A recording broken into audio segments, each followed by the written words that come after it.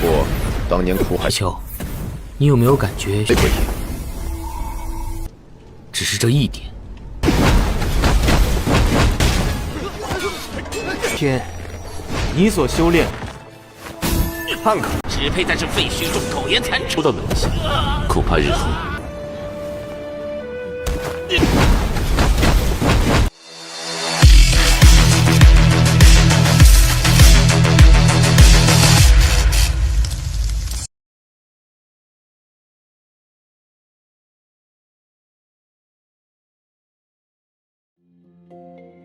Halo semuanya, selamat datang di Ruang Sinema. Bagaimana kabar kalian semua? Semoga selalu sehat dan baik-baik saja. Sesuai jadwal, jadi pada hari ini kita akan kembali melanjutkan series Donghua Supreme God Emperor episode terbaru. Yang mana ini adalah episode yang ke-443. Bagi yang mau bergabung dan series ini, kita sudah sediakan playlistnya.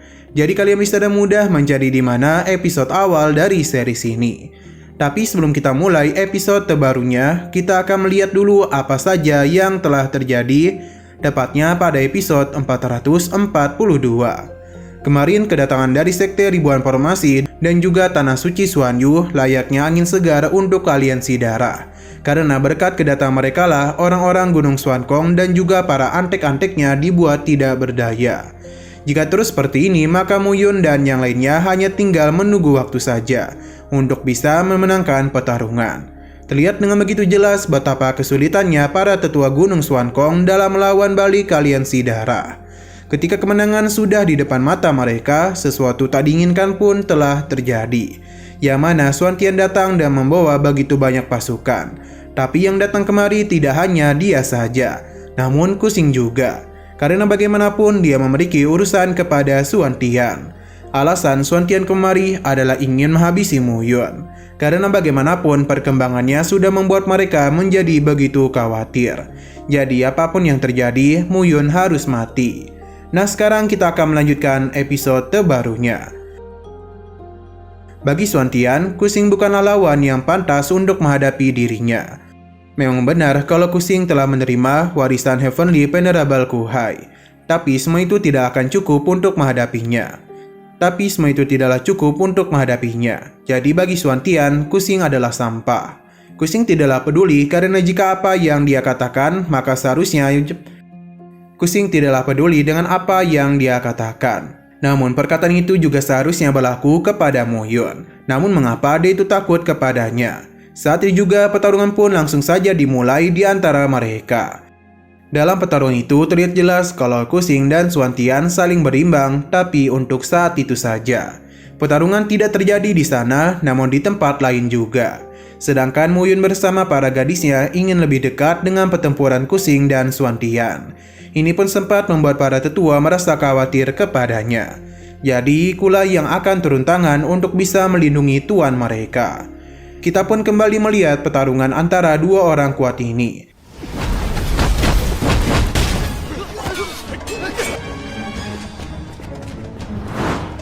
Tian，你所修炼。 Di sini Ku Xing sadar betul kalau saat ini Xuan Tian telah menggunakan teknik sutra siklus langit yang diajarkan langsung dari Sekte 33 Pedang Surgawi. Dikatakan jika metode ini telah mencapai kesempurnaan, maka dapat memutar langit dan bumi demi bisa menguasai segala sesuatu. Ku Xing penasaran seberapa jauh pencapaian yang Xuan Tian lakukan. Xuan Tian akan memperlihatkan apa yang diinginkan olehnya. Kekuatan yang begitu dahsyat pun Xuan Tian keluarkan. Namun ini masihlah mampu ditahan oleh Ku Xing.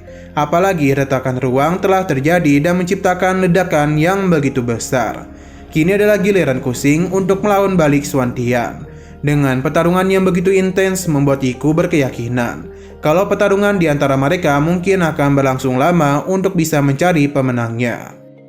Ku Xing pun menanyakan kepada mereka siapa yang lebih kuat di antara mereka. Bagi Iku, Xuan Tian mungkin hampir setara dengan peri. Karena penguasaan kekuatan dan bela dirinya seakan-akan sudah menyatu. Sedangkan Ku Xing mungkin kekuatannya sedikit lemah. Tapi bukan berarti ia akan kalah. Karena Ku Xing memiliki teknik kepahitan langit milik Heavenly Venerable Ku Hai. Ini jauh lebih hebat daripada beberapa teknik peri. Mu Yun sekali lagi bertanya kepada Iku apakah dia tidak merasa ada yang aneh dengan Xuan Tian. Karena sebagai penguasa tertinggi Gunung Xuankong, mengapa Xuan Tian tidak mau menunjukkan wajah aslinya kepada semua orang? Inilah yang membuat Mu Yun bertanya-tanya. Bagiku, sosok Xuan Tian ini telah mengingatkan dia kepada seseorang, yang mana itu tidak bukan adalah Mulang. Seketika saja Mu Yun pun terkejut. 不过当年苦海秋，你有没有感觉？不一，只是这一点。我看这玄天做那木狼，万年暮云同样有他看。 Di sini kita pun diberitahu kalau ribuan tahun yang lalu, sebenarnya Iku adalah murid yang paling dihargai oleh Venerable Su. Tapi Mu Yun juga memiliki murid yang dia hargai, yang tentu tidak bukan adalah Yunlang. Dulu Yunlang tumbuh di desa yang sepertinya telah hancur. Dia yang hanya sendirian pun bertemu dengan Mu Yun. Yunlang yang merasakan bahaya segera melakukan penyerangan kepadanya. Dan Mu Yun itu sama sekali tidak bertindak apapun, selain mencoba untuk menenangkannya. Dan mulai hari itu juga Mu Yun pun mengangkat Yunlang menjadi muridnya. Karena itulah namanya pun diganti menjadi Mulang. Di bawah kondisi yang memprihatinkan, Mu Yun memberikan pengobatan kepada Yunlang. Su Xiao sungguh terkesan dengan kebaikan dari Mu Yun. Akan tetapi dia takut kelak Mulang akan membahayakan mereka. Seiring berjalannya waktu, Mulang terus berada di bawah pelatihan Mu Yun. Bahkan dia membuatkan teknik dewa perang khusus untuknya. Dan teknik ini maka dapat memperbaiki meridian di tubuhnya. Mu Yun setidaknya menghabiskan waktu 100 tahun hanya untuk menciptakan teknik ini saja. Jadi Su Xiao meminta Mulang untuk menghilangkan sifat iblis di dalam dirinya. Akan tetapi Mulang tidaklah mau mempelajari teknik tersebut. Ini terjadi karena dia selalu saja mengingat perkataan orang-orang kepadanya. Nah, kejadian di desa sebelumnya ternyata adalah ulah dari Mulang. Dia bahkan tidak segan-segan memakan daging kerabatnya sendiri. Mu Yun yang selalu di sisinya mencoba untuk merawat Mulang, namun Mulang sudah telanjur kecewa kepada dirinya sendiri. Bahkan dia menganggap teknik pemberian gurunya tidaklah ada gunanya. Sepertinya Mulang sudah termakan oleh hati iblisnya sendiri. 如此绝地之下，看看，只配在这废墟中苟延残喘。出到冷气，恐怕日后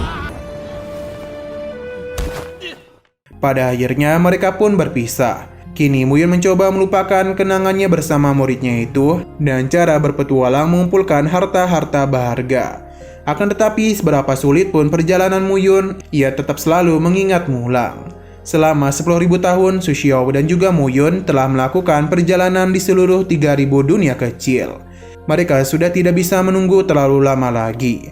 Jadi Su Xiao meminta Mu Yun untuk segera naik ke alam atas.3000